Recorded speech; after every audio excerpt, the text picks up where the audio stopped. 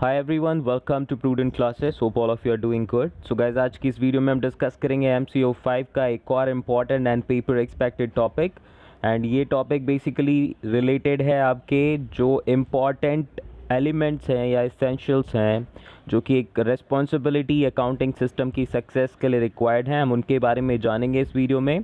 तो जो इसका पार्ट फर्स्ट था, बेसिकली ये पार्ट सेकंड है। एंड पार्ट फर्स्ट में हमने डिस्कस करा था about the concept of responsibility accounting, कुछ डेफिनेशंस डिस्कस करी थी, काफ़ी सारे फ्लो चार्ट्स डिस्कस किए थे। तो वो सारे स्टूडेंट्स जिन्होंने अभी पहला पार्ट नहीं देखा वो चैनल के प्लेलिस्ट में जाकर उस पर्टिकुलर पार्ट को देख सकते हैं। अदरवाइज़ ऊपर एक आई का बटन होगा, आप उस पर क्लिक करके भी उस वीडियो को देख सकते हैं ताकि रिस्पॉन्सिबिलिटी अकाउंटिंग के कॉन्सेप्ट के बारे में आपको नॉलेज हो। एंड उसके बाद ये टॉपिक जो हम डिस्कस करेंगे वो आपके लिए बहुत ईजी हो जाएगा, ठीक है। एंड जैसा कि मैंने आपको बताया, पेपर के पॉइंट ऑफ व्यू से इंपॉर्टेंट क्वेश्चन है। साथ ही साथ जो मैंने आपके मोस्ट इंपॉर्टेंट क्वेश्चंस प्रोवाइड किए हैं एग्ज़ाम के लिए, उनमें से भी एक इम्पॉर्टेंट क्वेश्चन है और एग्ज़ाम में कई बार ये आ चुका है। तो क्वेश्चन किस तरीके से पूछा जाता है एग्ज़ाम्स में अगर मैं बात करूँ तो it can be asked like this: discuss the essentials of success of responsibility accounting और what are the prerequisites for the success of a responsibility accounting system. Question किसी भी तरीके से पूछा जाए, आंसर ऑलमोस्ट आपका सेम रहेगा। This is the part second of the unit 14 video, ठीक है। तो आगे बढ़ने से पहले याद रखिएगा, मिशन है हमारा 70% और more in our upcoming exam, so we have to work for that. So let's start our topic. So guys, next slide आपके स्क्रीन पर आ चुकी है। Let's talk about the point number 1। Point number 1 says in responsibility accounting revenues and expenses are accumulated and reported by the levels of responsibility with a view to compare the actual cost with the budgeted performance data by the responsible managers। तो responsibility accounting में basically होता क्या है, जितने भी revenues और expenses होते हैं किसी पर्टिकुलर डिपार्टमेंट या फिर एक्टिविटी के, वो एक्यूमुलेट किए जाते हैं और रिपोर्ट किए जाते हैं according to the levels of responsibility. तो जो हमारा ऑर्गेनाइजेशन स्ट्रक्चर होता है उसमें जैसे जैसे हायरार्की होती है उसके अकॉर्डिंग क्या किया जाता है, हर एक मैनेजर की अपनी इंडिविजुअल रिस्पॉन्सिबिलिटी फिक्स्ड होती है और उसके अकॉर्डिंग जो भी रेवेन्यू और एक्सपेंसेस या जो भी रिस्पॉन्सिबिलिटी उस इंडिविजुअल मैनेजर को असाइंड होती है उसको अपनी रिस्पॉन्सिबिलिटी के अकॉर्डिंग वो सारी रिपोर्ट्स शेयर करनी पड़ती हैं। Information related to revenue cost वो गैदर करनी होती है और जो भी उनकी बजटेड परफॉर्मेंस होती है उससे उसका बाद में कंपैरिजन किया जाता है कि एक्चुअल परफॉर्मेंस क्या रही। तो इससे पता चलता है कि परफॉर्मेंस जो है वो आपकी अच्छी रही या फिर आपकी नेगेटिव रही। तो जो स्टैंडर्ड परफॉर्मेंस है उससे आपकी क्या की जाएगी, एक्चुअल परफॉर्मेंस को जज किया जाएगा। Now the whole effort is toward satisfying the data requirements for responsive control. और यहाँ पर जो भी पर्पस होता है रिस्पॉन्सिबिलिटी अकाउंटिंग का वो होता है अपनी जो रिस्पॉन्सिव कंट्रोल की डेटा रिक्वायरमेंट है, यानी कि जो रिस्पॉन्सिबिलिटी हमने असाइन करी है किसी इंडिविजुअल को और उसका जो एक्चुअल रिजल्ट आया है तो उसके लिए जो डेटा की रिक्वायरमेंट है उसको सेटिस्फाई करना। तो उसके लिए हम इतना एफर्ट करते हैं कि एक इंडिविजुअल को या एक रिस्पॉन्सिबिलिटी सेंटर को आप रिस्पॉन्सिबल ठहराते हैं पर्टिकुलर कॉस्ट या रेवेन्यू के लिए, एक पर्टिकुलर डिपार्टमेंट या ऑपरेशंस के लिए। एंड उसके बाद उसी पर्सन से आप क्या करते हैं, फाइनल जो एक्चुअल रिजल्ट है उसकी डेटा गैदर कराते हैं और फिर उसके बेसिस पर आप स्टैंडर्ड्स जो सेट किए हैं उसके थ्रू उसको जज करते हैं। तो रिस्पॉन्सिबिलिटी अकाउंटिंग में ये सब कुछ किया जाता है और यहाँ पर पर्टिकुलर एक डिपार्टमेंट की परफॉर्मेंस डिपार्टमेंट ना देखकर एक इंडिविजुअल रिस्पॉन्सिबल होता है जो कि आपका क्या करेगा, डिफाइन करेगा आपकी सारे एक्चुअल रिजल्ट के रीजंस को। Now responsibility accounting by itself does not give any benefits. तो अगर हम बात करें तो रिस्पॉन्सिबिलिटी अकाउंटिंग अकेले ही कोई भी बेनिफिट नहीं प्रोवाइड करता। Its success depends on certain conditions which are given in further slides. और कुछ कंडीशंस होती हैं जो कि मीट होना ज़रूरी है, अगर वो कंडीशंस मीट नहीं होती तो रिस्पॉन्सिबिलिटी अकाउंटिंग सिस्टम यूज़लेस होगा आपकी ऑर्गेनाइजेशन के लिए और किसी भी तरह का बेनिफिट नहीं प्रोवाइड कर पाएगा। तो अब वही पॉइंट्स या फिर एसेंशियल्स जानेंगे जो कि बहुत ज़्यादा रिक्वायर्ड हैं और जो कि इंश्योर करेंगे कि आपकी जो रिस्पॉन्सिबिलिटी अकाउंटिंग सिस्टम है वो सक्सेसफुल होगा कि नहीं, ठीक है। तो कौन कौन से एसेंशियल्स हैं रिस्पॉन्सिबिलिटी अकाउंटिंग की सक्सेस के लिए, लेट्स टॉक अबाउट। तो सबसे पहला जो हमारा एसेंशियल पॉइंट है, if I talk about their should be support of all levels of management through participative budgeting. And guys आगे बढ़ने से पहले एक चीज़ इंश्योर कीजिएगा कि वीडियो के साथ साथ आपको पॉइंट्स याद हो जाने चाहिए। And if I talk about video and होने तक जितने भी पॉइंट्स हैं वो आपको अगर याद हो जाएंगे तो बाद में सिर्फ आपको क्या करना है, अगर टाइम मिले तो एक बार लिखकर प्रैक्टिस कर लीजिएगा, और नहीं तो एग्ज़ाम टाइम पे एक बार रिवाइज कर लीजिएगा। That would definitely help you. अभी से हैबिट डालिए, इससे आपकी मेमोरी भी बूस्ट होगी, जो रिमेंबरेंस पावर है वो भी बूस्ट होगी। And if you want ensure कि आपको बड़े बड़े आंसर्स जल्दी याद हो जाएं तो प्रैक्टिस आपको अभी से ये करना शुरू कर देना है, ठीक है। वीडियो के साथ साथ याद कर लीजिए। Now there should be support of all levels of management through participative budgeting। तो सबसे पहली और इम्पॉर्टेंट पॉइंट अगर हम बात करें किसी भी अच्छे रिस्पॉन्सिबिलिटी अकाउंटिंग सिस्टम के लिए, वो होता है कि जितने भी लेवल्स हो मैनेजमेंट के उनका सपोर्ट हो एक दूसरे को। और ये सपोर्ट के लिए आपको क्या करना है, पार्टिसिपेटिव बजटिंग करनी है। बजटिंग आपको पता है, बजटिंग इज़ अ प्रोसेस जिसमें हम बजट्स प्रिपेयर करते हैं। तो जब भी आप बजट्स प्रिपेयर करेंगे ऑर्गेनाइजेशन के, तो जितने भी लेवल्स ऑफ मैनेजमेंट है आप उन सब का सपोर्ट लीजिए। ये सबसे पहला इंपॉर्टेंट पॉइंट है जो कि इंश्योर करेगा आपके रिस्पॉन्सिबिलिटी अकाउंटिंग की success. Now budgeted performance is basic to responsibility accounting. Most managers will be responsive to a budget which they have. तो जो रिस्पॉन्सिबिलिटी अकाउंटिंग है उसका बेसिक होता है बजटेड परफॉर्मेंस, और जितने भी मैनेजर्स होते हैं वो अपने बजट के अकॉर्डिंग ही क्या करते हैं, रिस्पॉन्स करते हैं, वर्क करते हैं। Now, if the budget of the responsibility center is produced by a process of negotiation between the manager and the immediate supervisor, he will work to attain it. So, guys, एक और important चीज़ है, अगर participation होगा सभी individuals का जो कि उस particular activity के लिए responsible होंगे, तो जो भी budgets prepare किए जाएंगे उस particular responsibility center के, तो उसमें क्या होगा, वो आपके बेटर होंगे, ठीक है। जो भी इंपॉर्टेंट पॉइंट्स है वो सारे इंक्लूड करने के बाद ही बजट्स को प्रिपेयर किया जाएगा। और जो ये नेगोशिएशन होगा बिटवीन द मैनेजर और उसके इमीडिएट सुपरवाइजर में, तो दोनों मोटिवेटेड रहेंगे, दोनों सोचेंगे कि दोनों का पार्ट था, दोनों की सेइंग्स थी, और उसके बाद फाइनल डिसीजन लिया गया है जिससे कि जो आपके एक्चुअल टारगेट्स हैं वो अच्छे से मीट हो पाएंगे। He'll more actively pursue the goals and accept the resulting performance measures as equitable। तो यहाँ पर ये क्या होगा कि जो गोल्स होंगे वो और ज़्यादा इफेक्टिवली अचीव किए जाएंगे, और इसके अलावा जो आपकी परफॉर्मेंस मेजरिंग रिजल्ट्स होंगे वो भी इक्विटेबल कंसीडर किए जाएंगे कि सबको इक्वल अपॉर्चुनिटी मिल रही है, सबको अपनी सेइंग्स मिल रही है, और सब अपने डिस्कशन के बाद ही, नेगोशिएशन में एग्रीड होने के बाद ही क्या कर रहे हैं, अपने जो बजट्स हैं वो उनके अनाउंस किए जा रहे हैं। तो इससे किसी को भी ऐसा फील नहीं होगा कि मेरे से बिना पूछे काम ये हो गया, ठीक है। तो ये चीज़ हमें ध्यान रखनी है। This is something which we have to ensure कि पार्टिसिपेटिव बजटिंग की जाए और उसके लिए सभी लेवल्स ऑफ मैनेजमेंट का क्या किया जाए, सपोर्ट लिया जाए। तो नाउ फर्स्ट पॉइंट डिस्कस हो गया है जो कि इंश्योर करेगा किसी भी रिस्पॉन्सिबिलिटी अकाउंटिंग की success. Now, second point says there should be a well-defined organization structure with authority and responsibility clearly spelled out for all at different levels in the organization। तो दूसरा important point जो कि ensure करेगा responsibility accounting system की success वो ये है कि जो आपका ऑर्गेनाइजेशन स्ट्रक्चर है वो वेल डिफाइंड होना चाहिए, क्लियरली उसमें अथॉरिटी एंड रेस्पॉन्सिबिलिटी मेंशन्ड होनी चाहिए। जितने भी लेवल्स हैं ऑर्गेनाइजेशन में उन सभी लेवल्स में अथॉरिटी एंड रेस्पॉन्सिबिलिटी का जो स्ट्रक्चर है वो वेल डिफाइंड होना चाहिए, ठीक है।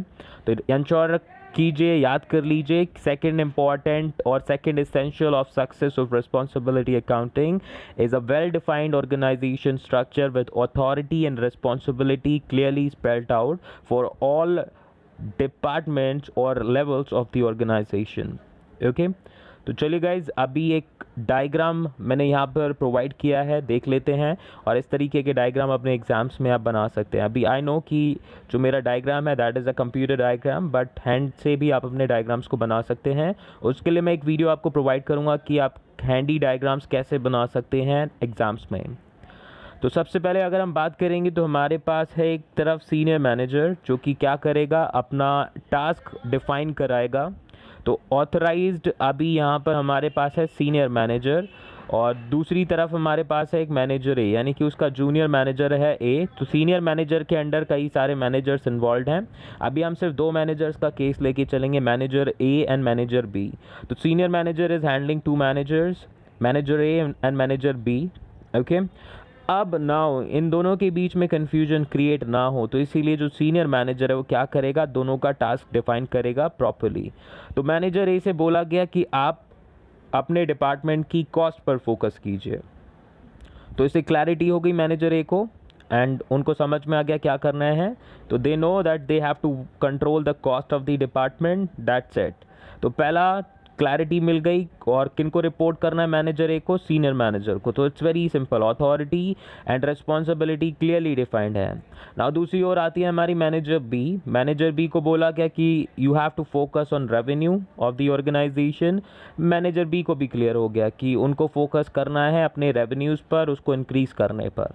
तो इस तरीके का स्ट्रक्चर होना चाहिए अगर आप चाहते हैं कि आपका रिस्पॉन्सिबिलिटी अकाउंटिंग सिस्टम अच्छे से वर्क करे। तो this is very very important. एक well defined authority and responsibility relationship होना चाहिए, जो भी टास्क हैं वो क्लियरली डिफाइंड होने चाहिए। ओके, तो आई एम श्योर कि ये डायग्राम अच्छा लगा होगा आपको। अच्छा लगा हो तो लाइक कीजिएगा, और वीडियो को शेयर करना मत भूलिएगा अपने दोस्तों के साथ में। अपना कंट्रीब्यूशन अपने दोस्तों को और मेरे चैनल को दीजिए। नाउ बढ़ते हैं आगे, डिस्कस करते हैं third important essential of responsibility accounting, which will ensure its success. So the system should be based on individual managers responsibility. It is the manager who incur cost and should be held accountable for each expenditure. तो एक successful responsibility accounting system की अगर हम बात करें तो वो basically होगा इंडिविजुअल मैनेजर्स की रिस्पॉन्सिबिलिटी पर बेस्ड। तो जो भी आपका मैनेजर रिस्पॉन्सिबल है उस पर बेस्ड होना चाहिए सिस्टम, किसी और पर आप रिस्पॉन्सिबिलिटी उसकी नहीं दे सकते।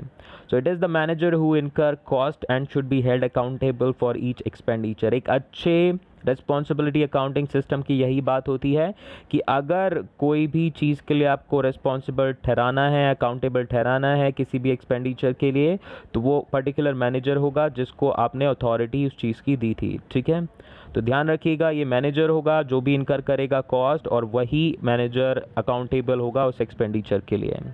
एंड ये इंश्योर करना ज़रूरी है, तभी एक जो सिस्टम है रिस्पॉन्सिबिलिटी अकाउंटिंग का वो सक्सेसफुल होगा। And this is the third important essential. Now let's talk about the fourth important essential of responsibility accounting success. तो success को ensure करने के लिए there should be a separation of cost into controllable and non-controllable categories with reference to individual responsibility center.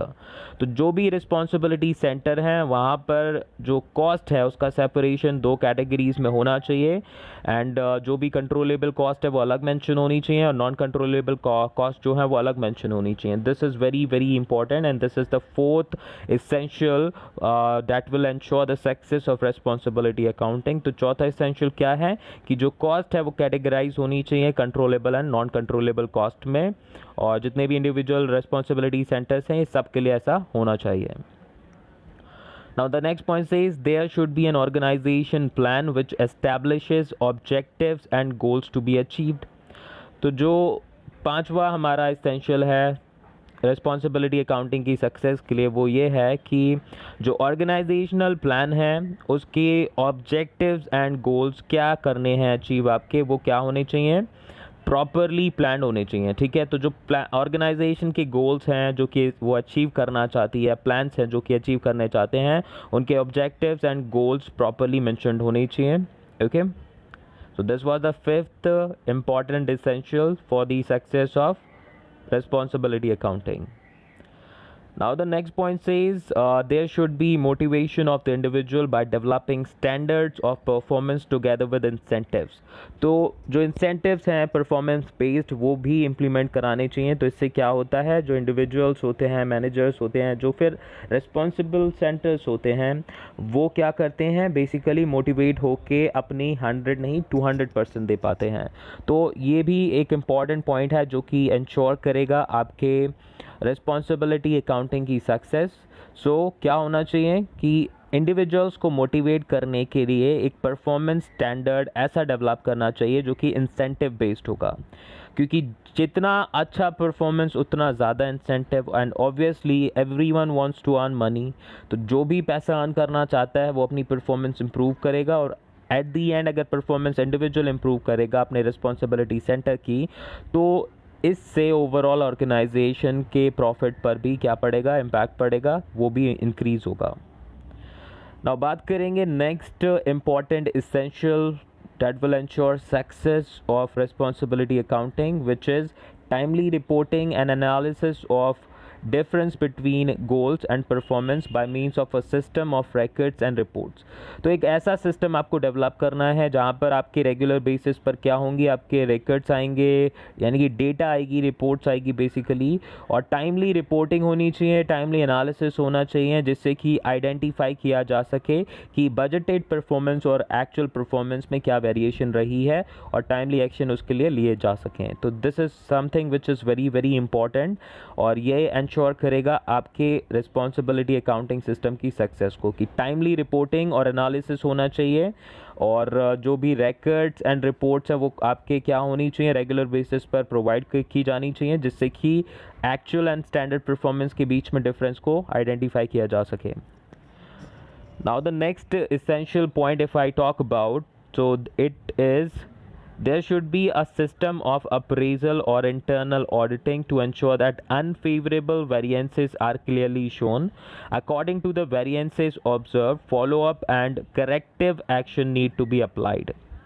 तो guys यहाँ पर अभी हमने जो प्रीवियस पॉइंट में डिस्कशन करा, वहाँ पर जो इंडिविजुअल मैनेजर रिस्पॉन्सिबल होगा वो अपने डेटा को सेंड करेगा कंसर्न डिपार्टमेंट को। नाउ अब जो डेटा भेजी जा रही है वो आपको प्रॉपरली मिल रही है कि नहीं, ये भी आपको इंश्योर करना पड़ेगा। तो इसीलिए एक सिस्टम ऑफ अप्रेजल या इंटरनल ऑडिटिंग भी आपको क्या करना है, पुट करना है पिक्चर में, जिससे कि अनफेवरेबल वेरिएंसेस को टाइमली पता लगाया जा सके। व्हाट आई मीन कि डिप चेकिंग होनी चाहिए। एक्चुअली जो मैनेजर आपको डेटा भेज रहा है उसको आपको क्या करना चाहिए, खुद भी एक बार चेक करना चाहिए, ठीक है।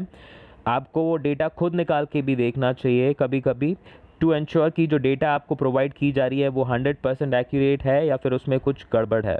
In case if you find any unfavourable variances then you need to take appropriate follow-up and corrective actions. So this is one of the most important essentials if I talk about, which will ensure the success of responsibility accounting system. तो क्या होना चाहिए, एक system of appraisal और internal auditing जो कि ensure करेगा कि अनफेवरेबल जो वेरिएंसेस हैं उनको आप क्या कर सको, फाइंड आउट कर सको, और जैसे जैसे वेरिएंसेस आपको पता चले आप फॉलो अप और करेक्टिव एक्शन ले सको। Now the next important point if I talk about, which will ensure the success of responsibility accounting system, is that the authority and the responsibility should match each other. Excess of authority over responsibility leads to recklessness. On the other hand, excess of responsibility over authority leads to frustration. तो ये ensure करना बहुत ज़रूरी है कि जो authority and responsibility relationship है वो क्या हो, इक्वल हो। ऐसा ना हो कि ज़्यादा आपने अथॉरिटी दे दी किसी को, और ऐसा ये भी नहीं होना चाहिए कि बहुत ज़्यादा रिस्पॉन्सिबिलिटी दे दी किसी को आपने और अथॉरिटी उसको कम दी है, क्योंकि ज़्यादा अथॉरिटी देने का मतलब है ओवर रिस्पॉन्सिबिलिटी कि वो बंदा, वो इंडिविजुअल रेकलेस हो सकता है, ठीक है, उसको एटीट्यूड आ सकता है जो कि अच्छा नहीं है किसी भी ऑर्गेनाइजेशन के लिए, कि एक इंडिविजुअल जो कि बहुत ज़्यादा रिस्पॉन्सिबिलिटी लेके बैठा है, थोड़ा ज़्यादा अथॉरिटी आने की वजह से क्या हो जाए, वो रेकलेस हो जाए, अपने काम करने वाले अदर एम्प्लॉयज़, मैनेजर्स, उनको क्या करे, उनको कंसीडर ना करें, उनके व्यू पॉइंट्स कंसीडर ना करें। That is not good. And इसके अलावा अगर आप किसी पर ज़्यादा रिस्पॉन्सिबिलिटी भी पुट कर देंगे और अथॉरिटीज़ को कम देंगे तो वो फ्रस्ट्रेशन इंक्रीज़ करेगा। ओके, तो ये भी हमें इंश्योर करना है। सो नाउ एक डायग्राम के थ्रू इस पॉइंट को क्लियर कर लेते हैं। तो यहाँ पर हमारा एक मैनेजर आया और वो क्या है, उसको एक्सेस ऑफ अथॉरिटी प्रोवाइड कर दी गई है ओवर रिस्पॉन्सिबिलिटी, तो वो फील करेगा कि I am the boss here and everyone has to do what I say. ऐसा पॉसिबल नहीं है, ऑर्गेनाइजेशन आपकी नहीं है, ठीक है, आप ऑर्गेनाइजेशन में काम कर रहे हैं, हाँ जी, आपको भी अथॉरिटी प्रोवाइड की गई है so that you can meet your requirements, जो भी आपको टास्क या गोल्स असाइंड है आप उनको मीट कर सके, इसीलिए आपको अथॉरिटी प्रोवाइड की गई है. That doesn't mean that you are the boss. You have to consider everyone equal. जहाँ पर जिसको रिक्वायरमेंट है, हेल्प चाहिए, you have to help them, right. This is what a manager is suppose to do. तो ये चीज़ है, attitude नहीं आना चाहिए किसी भी तरह का अगर आपको अथॉरिटी ज़्यादा मिलती है. Now the second thing is, बहुत ज़्यादा रिस्पॉन्सिबिलिटी भी किसी को नहीं देनी, क्योंकि ज़्यादा रिस्पॉन्सिबिलिटी देने का मतलब क्या है कि वो बंदा फ्रस्ट्रेट हो जाएगा. तो excess of responsibility leads to frustration and that person who will be responsible will feel कि why everything is my responsibility. क्यों ऐसा है कि सब काम मुझे ही दे दिया जा रहा है, इतनी रिस्पॉन्सिबिलिटी दी जा रही है, अथॉरिटी है नहीं किसी और से काम कराने की. तो this is also not okay. तो ये भी एक इम्पॉर्टेंट पॉइंट है विच every organization has to ensure, and if they are using the responsibility accounting system. तो responsibility accounting system के लिए क्या होना चाहिए, authority and responsibility का एक proper match होना चाहिए. ओके तो आई एम श्योर गाइज यहाँ पर जितने भी इंपॉर्टेंट पॉइंट्स थे वो सभी आपको क्लियर होंगे. एंड ये वीडियो का लास्ट पॉइंट था जो कि हमने डिस्कस कर लिया. एंड वीडियो अच्छी लगी हो तो लाइक कीजिएगा, जितना हो सके अपने दोस्तों के साथ शेयर कीजिए, अपने फेसबुक पेज पर शेयर कीजिए, ताकि जिनको रिक्वायर्ड है, जो चाहते हैं एग्ज़ाम्स में अच्छे मार्क्स अचीव करना, उनकी हेल्प हो पाए. एंड इसके अलावा फ्यूचर वीडियोस के लिए नोटिफिकेशन आती रहेगी. आप चैनल सब्सक्राइब कर लीजिए, बेल आइकन प्रेस कर लीजिए. तो मिलते हैं नेक्स्ट वीडियो में, तब तक के लिए thank you so much and perform your best in your exams. Bye bye, take care.